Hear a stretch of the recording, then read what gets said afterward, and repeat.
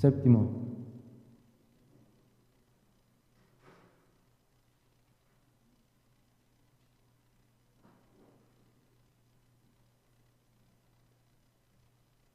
Séptimo mandamiento,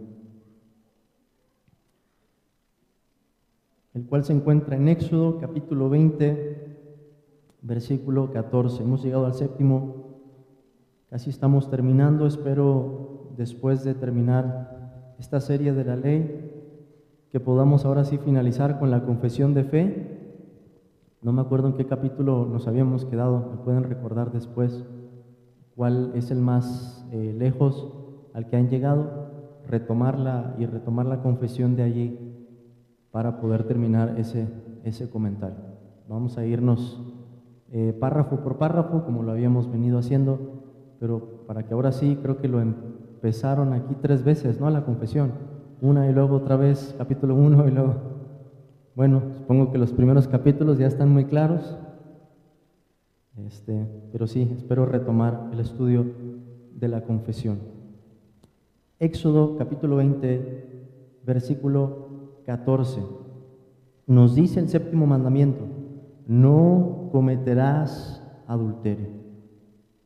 Hermanos, oremos en esta tarde para pedir la gracia del Señor y descubrir todas las profundidades, todas las aplicaciones que se derivan o provienen de este mandamiento. Oremos. Señor, damos muchas gracias, Padre, por esta tarde.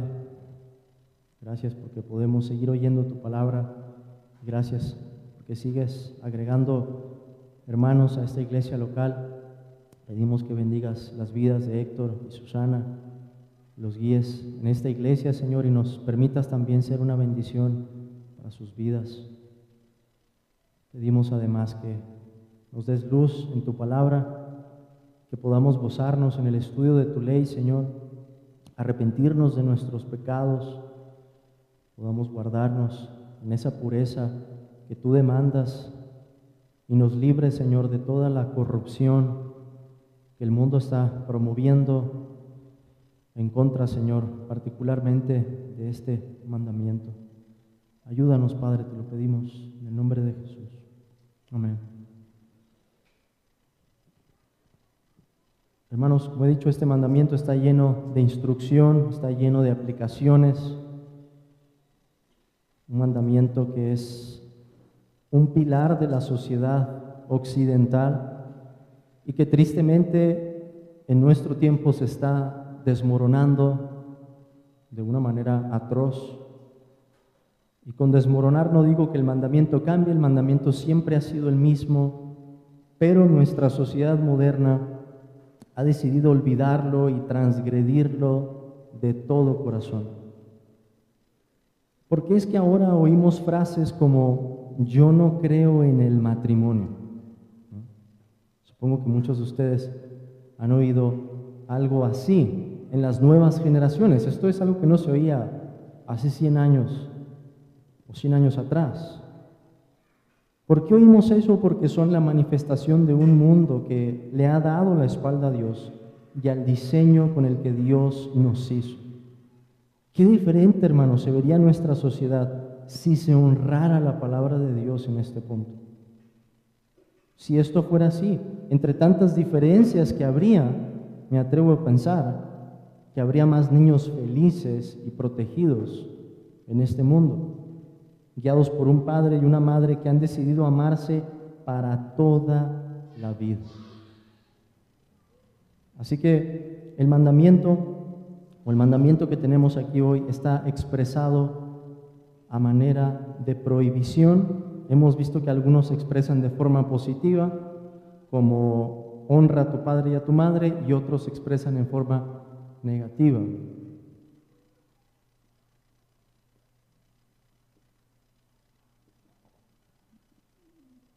Y en esta ocasión, más que detenernos en lo que significa cada una de las palabras, creo que lo más importante que podemos pensar para acercarnos o comenzar a abordar este mandamiento es pensar en lo que el mandamiento asume y no tanto en las palabras. Las palabras son muy claras, Pero cuando estamos hablando de adulterio, hermanos, tenemos que pensar en una realidad particular, una realidad creada, diseñada por Dios. Con eso me estoy refiriendo. ¿A qué me estoy refiriendo? ¿Dónde se da el adulterio? En el matrimonio. Es la clave para entender este mandamiento. El adulterio se da en el matrimonio. Entonces, en este mandamiento se asume lo que el libro de Génesis nos dice acerca del matrimonio. En realidad todo lo que nos dice la Biblia, pero para que vayamos brevemente a Génesis y recordemos dónde comienza el matrimonio, de quién fue idea el matrimonio, cuál es el propósito del matrimonio. Vayamos por favor a Génesis capítulo 2. Génesis capítulo 2, versículo 20, donde se nos dice: y puso Adán nombre a toda bestia y ave de los cielos y a todo ganado del campo, mas para Adán no se halló ayuda idónea para él. Es una de las claves, ayuda idónea. Es la función que, según tenemos aquí en Génesis, cumple el matrimonio. Y yo diría es la principal o la primera, si queremos hablar de un orden, ayuda idónea. Entonces Jehová Dios hizo caer sueño profundo sobre Adán, y mientras éste dormía, tomó una de sus costillas y cerró la carne en su lugar. Y de la costilla que Jehová Dios tomó del hombre, hizo una mujer y la trajo al hombre. Dijo entonces Adán: esto es ahora hueso de mis huesos y carne de mi carne. Esta será llamada varona, porque del varón fue tomada.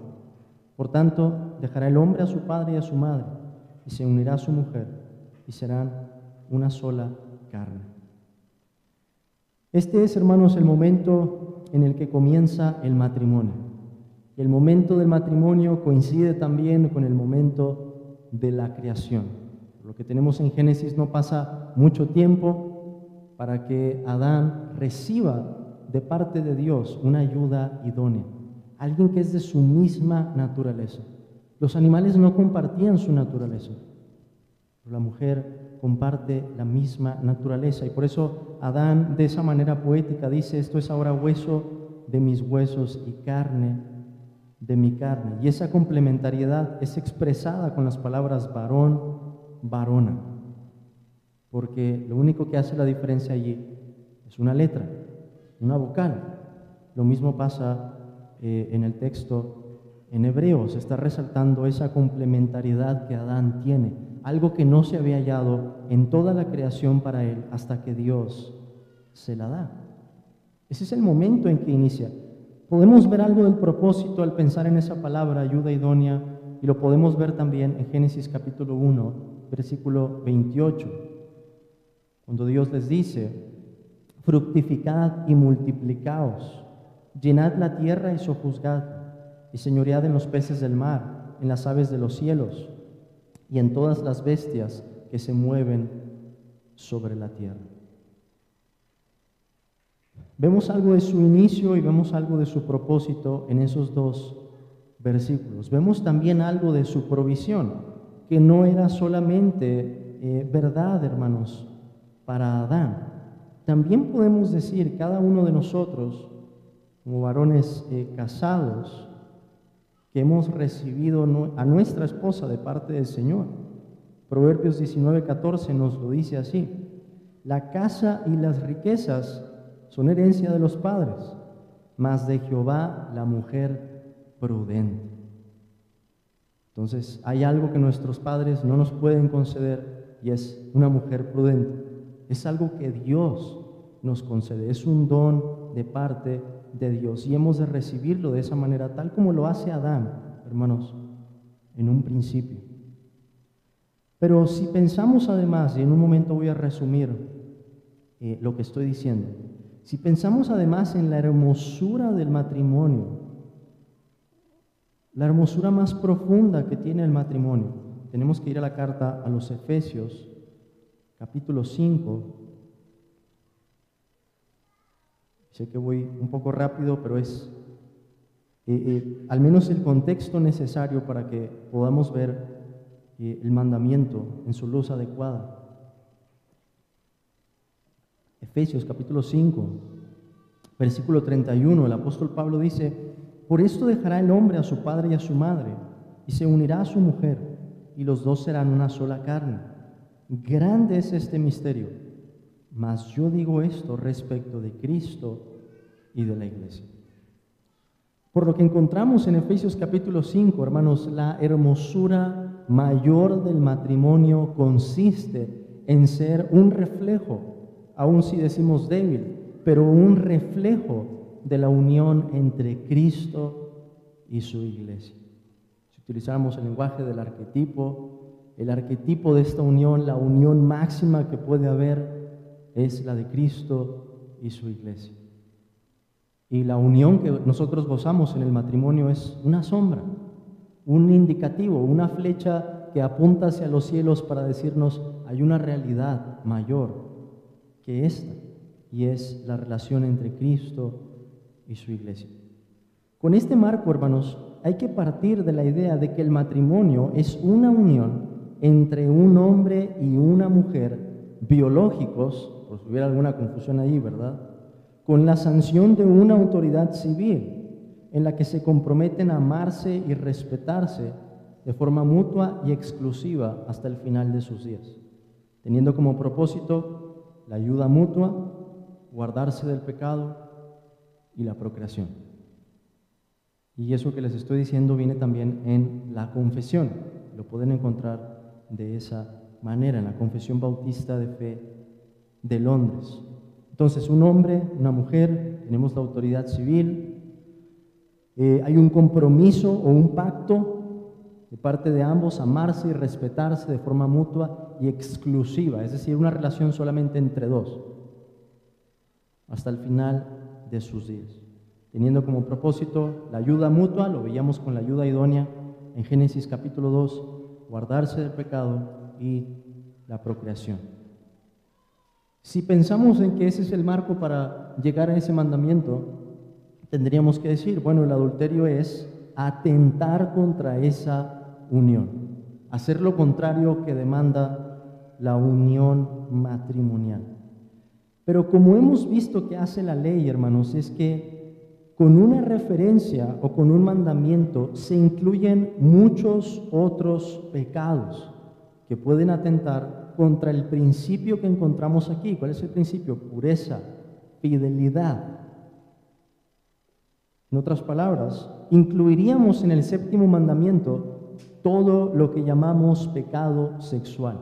Todo iría incluido en ese mandamiento, sea por medio de actos externos, como vamos a ver, o sea por medio de actos internos, sea haciendo uso de nuestro cuerpo o sea haciendo uso de nuestra mente, ¿verdad? Podemos pecar de esas dos maneras, y nuestro Señor Jesucristo corrigió también eso en el entendimiento que había por la tradición de los ancianos.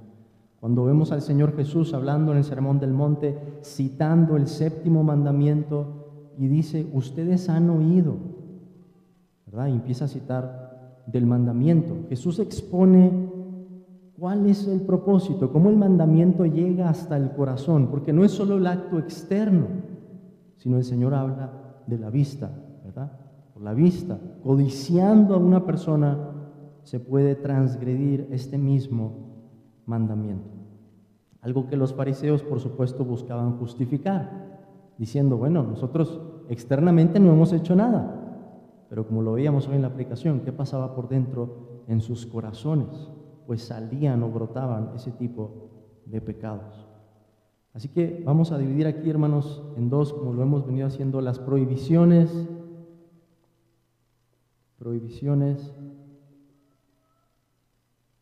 y las exigencias.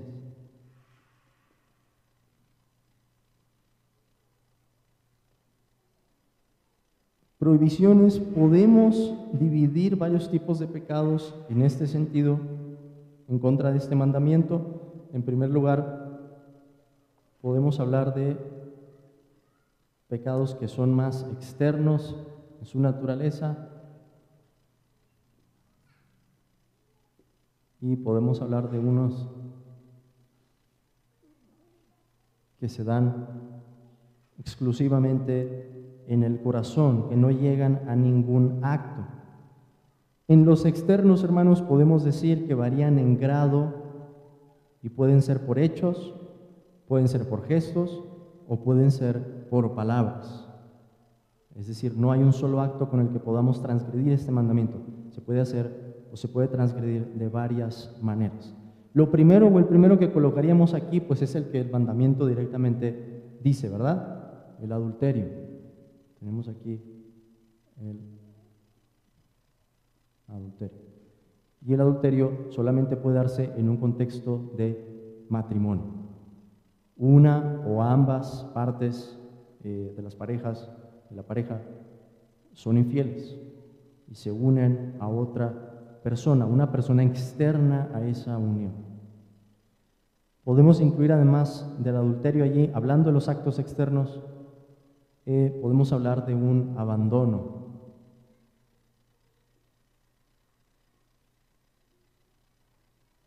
¿Verdad? Un abandono, voy a poner aquí, sin causa lícita. ¿Por qué digo sin causa lícita? ¿Por qué creen que digo eso, hermanos? Porque el Señor, yo sé que este es un tema debatido, pero el Señor nos dice en Mateo 19, versículo 9, y yo os digo que cualquiera que repudia a su mujer, cualquiera que se divorcia de ella, salvo por causa de fornicación, y se casa con otra, adultera, y el que se casa con la repudiada, adultera. Hay un caso en el que la disolución de esa unión puede ser algo lícito. ¿En qué caso es? Cuando una de las partes es infiel, ¿verdad? Y fornicación, la palabra fornicación en griego, que se escribe porneia, incluye muchos tipos de pecados. Y con eso me refiero a desviaciones sexuales, no solamente un tipo, sino habrá pecados que por su naturaleza, por el grado, por lo abominables que son, ameriten la disolución o puedan culminar en una disolución de la unión matrimonial. Pero ¿qué pasa, hermanos, si no hay eso, si no se cumple ese salvo o esa excepción de la que Cristo habla? Es pecado. ¿Y qué dice Cristo? ¿Qué pasa después? Se vuelve otro pecado. El primer pecado, separarse, ¿no? Y el segundo pecado, que se vuelvan o que se unan a otra persona cuando la primera unión ni siquiera se había disuelto, no había causa para hacerlo así. Y piensen en todo lo que eso abarcaría, hermanos, en nuestra sociedad. ¿Cuántas personas cabrían en esa misma categoría? Matrimonios que duran un año, quizás, y sin causa aparente, sin que haya algo lícito. Incluso cuando la pareja pudo haber sido muy fiel, de repente una de las dos partes dice, no, ya, hasta aquí. ¿Y saben qué dicen ahora? Yo ya no siento amor por ti. Otra cosa que yo creo que hace 100 años o 200 años no se escucharía, ¿verdad? Como lo dice un hermano, el pacto sostiene al amor, no el amor al pacto.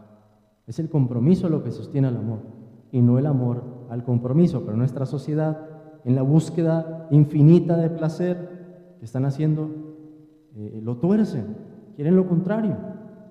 Amor, sin compromiso. Que haya solamente emociones, pasiones desbordadas, pero sin ningún compromiso. Así que podemos incluir el abandono o el divorcio allí. Malaquías 2:16 es explícito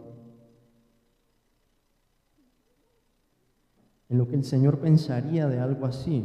Malaquías 2:16 nos dice, porque Jehová Dios de Israel ha dicho que Él aborrece el repudio y al que cubre de iniquidad su vestido. Dijo Jehová de los ejércitos, guardaos pues en vuestro espíritu y no seáis desleales. Hermanos, es interesante que uno de los pecados que se denuncia con más insistencia, tanto en el Antiguo como en el Nuevo Testamento, es el pecado sexual, el adulterio, la inmoralidad sexual, incluso hasta por narraciones, no solamente por mandamientos, también por narraciones. Y pueden pensar, por ejemplo, en Sansón, en David, en Salomón. O sea, no solo están los mandamientos, no solo hay prohibiciones muy claras, también hay historias que nos muestran el peligro de ese pecado. Lo veíamos esta mañana con las hijas, cuando llegan los príncipes de Israel y les dicen, acuérdense de la maldad que se cometió en Peor, cuando se pusieron a adorar a Baal, porque las hijas de Moab empezaron a traer a los israelitas. Y el apóstol Pablo toma ese mismo evento en la carta a los Corintios y les dice que eso fue escrito para nosotros, para amonestarnos a nosotros. Entonces, este es uno de los pecados que más se denuncian en las Escrituras, y es claro por qué, hermanos. Porque como seres humanos queremos buscar el placer fuera de los límites que Dios nos ha dado. El placer es hermoso de la forma en la que Dios lo ha designado. Pero ¿cuál es el problema de nuestra sociedad? Que lo busca fuera de los límites de Dios, que busca el placer por el placer y no para darle la gloria al que lo hizo, al que nos permite disfrutar de algo así. Además del adulterio, además del divorcio, el abandono sin alguna causa lícita, podríamos agregar allí, hay muchos pecados, voy a mencionar solo algunos, pero el siguiente sería el incesto. Y también tenemos ejemplos de eso en la Escritura. Ahorita que mencionaba las hijas de Moab, venían de Lot. Y la forma en la que salen esas tribus paganas fue de una relación incestuosa. Es decir, fuera de los límites que Dios ha prescrito para el matrimonio. ¿Cuáles son esos límites? Están en Levítico 18. Levítico 18. Pero para resumirlos, hermanos, no puede ser nadie que esté por encima en nuestra progenie, no puede ser alguien que esté por abajo, que provenga de nosotros. La única forma en que puede ser válido sin un matrimonio, sin quebrantar este mandamiento, es que comience desde los primos hermanos hacia afuera. Es decir, que desde los primos hermanos hacia afuera, en los lazos de consanguinidad, que eso amerite de allí hacia afuera. Y digo de allí porque no hay ninguna prohibición que tenga que ver con los primos hermanos en Levítico 18. Siempre son por encima, por abajo, o los hermanos, pero desde los primos hacia adelante, podríamos decir, se trata de un matrimonio lícito. Si se encuentra dentro de los lazos de consanguinidad, no podríamos considerar eso un matrimonio legítimo, ¿verdad? No debería serlo para nuestra autoridad. Gracias a Dios todavía hay sentido común en eso y no debería serlo, ni deberíamos permitir algo así tampoco nosotros. Entonces, Dios prescribe, hermanos, esos límites en los que se expresa nuestra sexualidad y en particular con quién podemos unirnos en matrimonio. Y en otras palabras, no puede ser con alguien dentro de nuestra familia más cercana. Podemos hablar además de la fornicación. ¿Cuál sería la diferencia entre adulterio y fornicación? Que la fornicación no se da en un contexto de matrimonio, que no hay un matrimonio de por medio. Y es de los pecados, hermanos, vean por favor 1 Corintios 6, 9, es de los pecados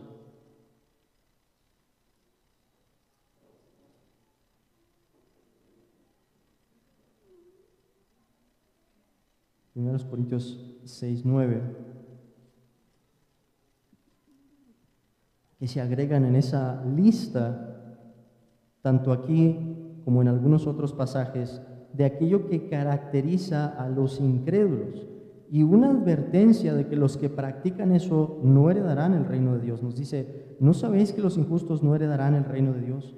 No erréis ni los fornicarios, ni los idólatras, ni los adúlteros, ni los afeminados, ni los que se echan con varones, ni los ladrones, ni los avaros, ni los borrachos, ni los maldicientes, ni los estafadores heredarán el reino de Dios. Lo tenemos incluido allí en esa lista. Tenemos otro pecado allí incluido, el pecado de la homosexualidad.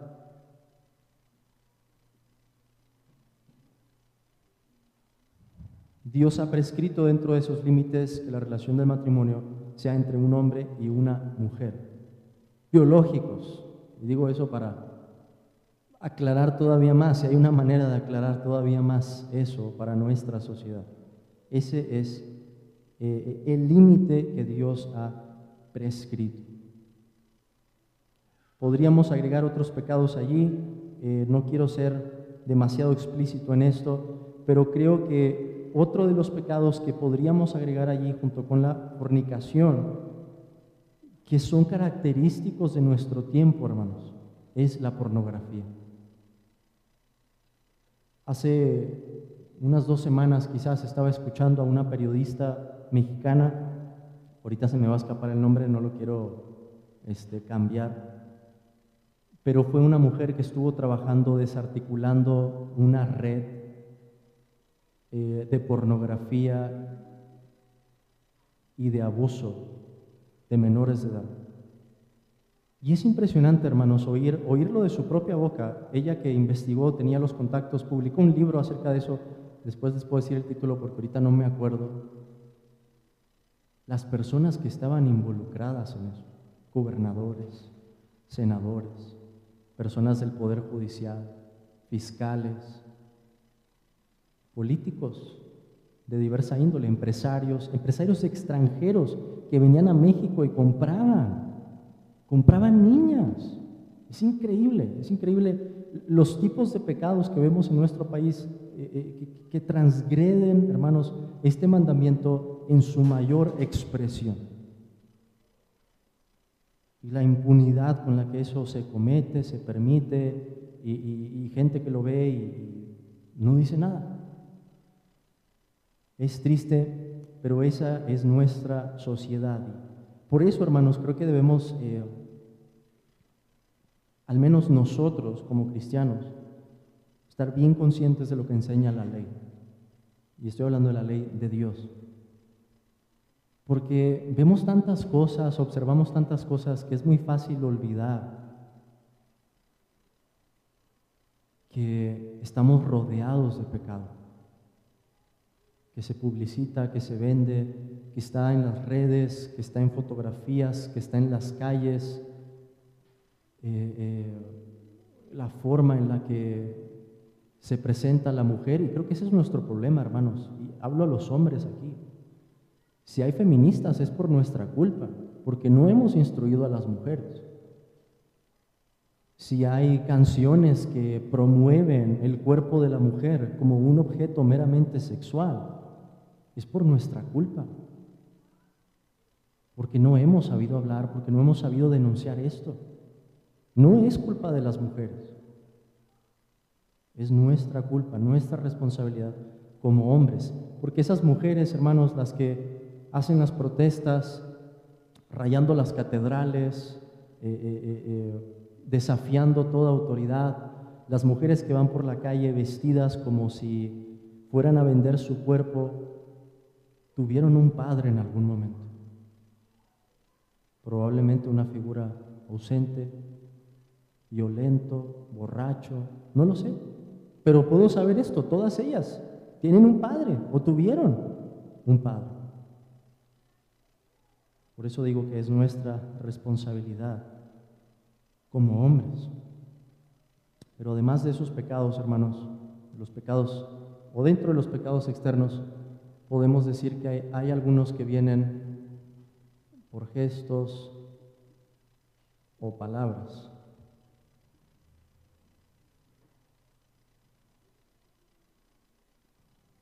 provocaciones por medio de algún tipo de contacto físico, invitaciones lascivas, atuendos en los que se descubren partes del cuerpo, palabras obscenas o literatura relacionada con pecados de este tipo, son algunos otros de los males que están presentes en nuestra sociedad. Así que hay varias maneras externas, hermanos, y varios grados en los que se puede transgredir ese mandamiento.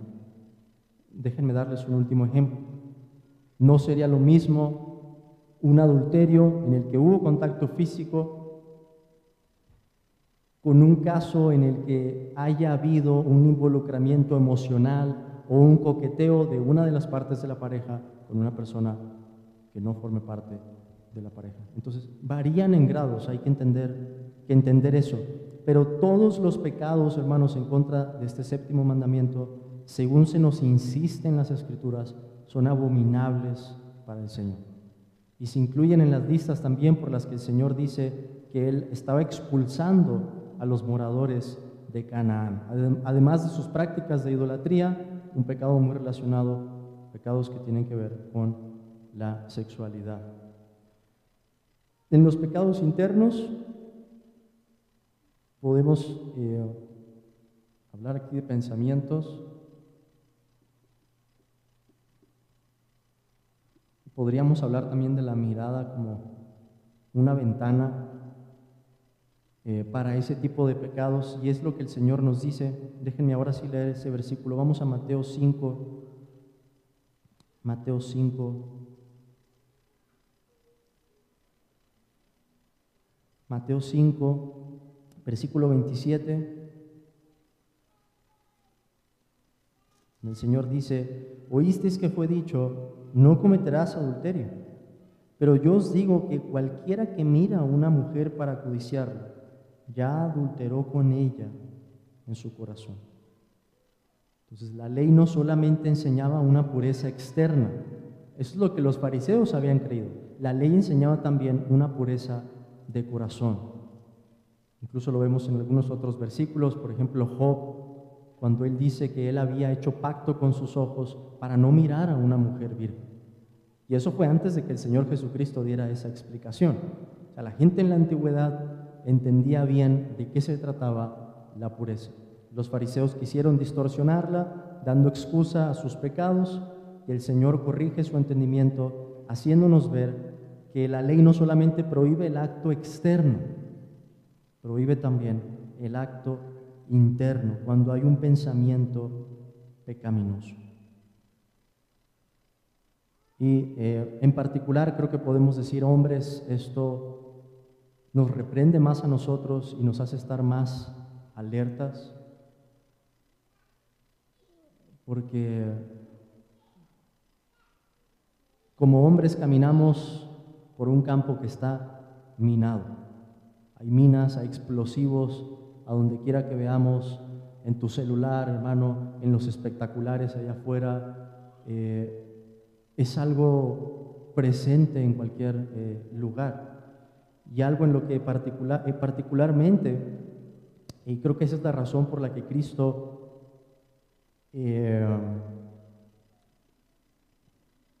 habla aquí en el versículo 28, dice que mira a una mujer, porque está enseñando a sus discípulos, y estoy seguro que el Señor esperaba que quienes sean más susceptibles de este pecado seamos nosotros los hombres.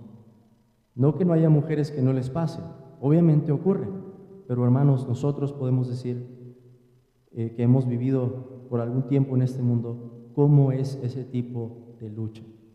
Y sobre todo para los jóvenes solteros, jóvenes en la universidad, es impresionante. Es una lucha difícil, es una lucha dura. Lo es en el lugar de trabajo también para algunos. Por su tipo de trabajo tienen que tener contacto con personas.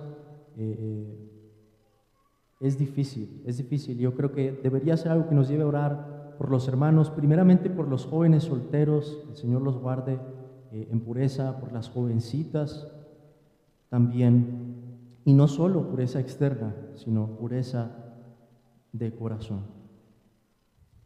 Pensando en las exigencias, hermanos, podemos tomar las mismas ideas, los pecados externos y los pecados internos, y transformarlos en exigencias externas y en exigencias internas.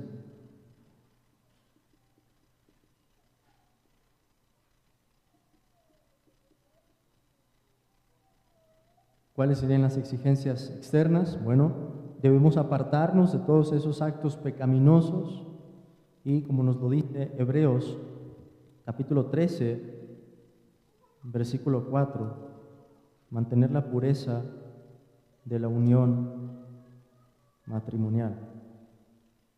Voy a poner aquí apartarnos.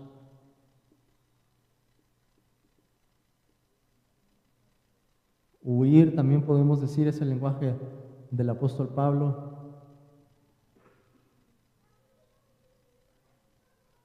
Huid de la fornicación, dice el apóstol Pablo. Y en Hebreos 13:4 se nos dice: honroso sea en todos el matrimonio y el lecho sin mancilla, o la cama sin mancha, en otras palabras. Pero a los fornicarios y a los adúlteros los juzgará Dios. Entonces debemos mostrar ese tipo de castidad, hermanos, que mostraría una virgen pura para su amado. Y podemos pensarlo en esos términos. Todos nosotros somos miembros del cuerpo de Cristo. Y pregunta el apóstol Pablo: ¿tomaré esos miembros y los uniré a una ramera? El lenguaje que él utiliza al hablar acerca del pecado sexual, cuando hay un matrimonio de por medio, cuando no lo hay, si uno es representante o miembro del cuerpo de Cristo, lo que está haciendo, hermanos, es en alguna forma prostituir esa unión. Imagínenselo de esa manera, describir el pecado sexual de esa manera, atentar contra nuestro Señor, serle infiel a nuestro Señor Jesucristo.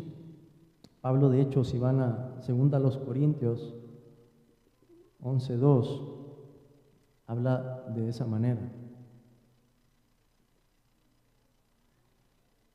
2 Corintios 11:2. El apóstol dice: porque os celo con celo de Dios, pues os he desposado con un solo esposo, para presentaros como una virgen pura a Cristo. Eso debería darnos mucho para meditar o para tener algún pensamiento que nos guarde del pecado sexual. ¿Qué significa que estamos unidos a Cristo? ¿Qué significa que somos la esposa de Cristo? ¿Cómo deberíamos responder? Como su amada, como su virgen. Pero además de esos pecados externos, exigencias externas en este caso, podemos hablar de las exigencias internas. Y voy a describirlo de dos maneras: pureza de corazón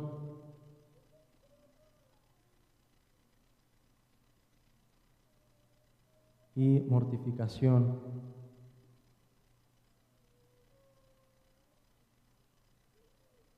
de malos pensamientos.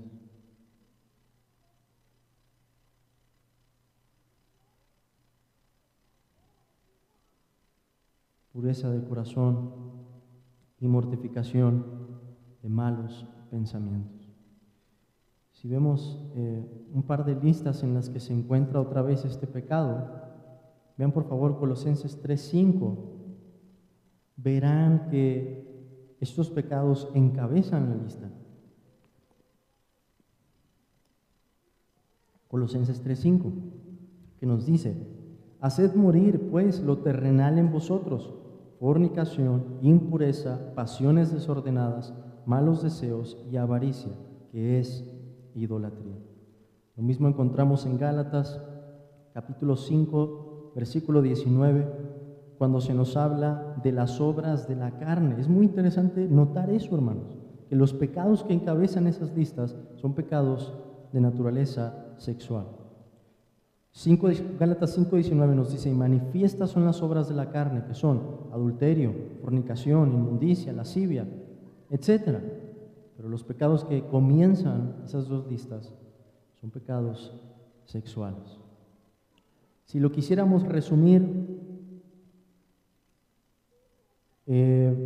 el hermano Albert Martin, que fuera pastor allá en Michigan, hablando a los varones, dice esto: debemos ser hombres que tienen a una sola mujer en sus ojos, a una sola mujer en sus corazones y a una sola mujer en sus camas.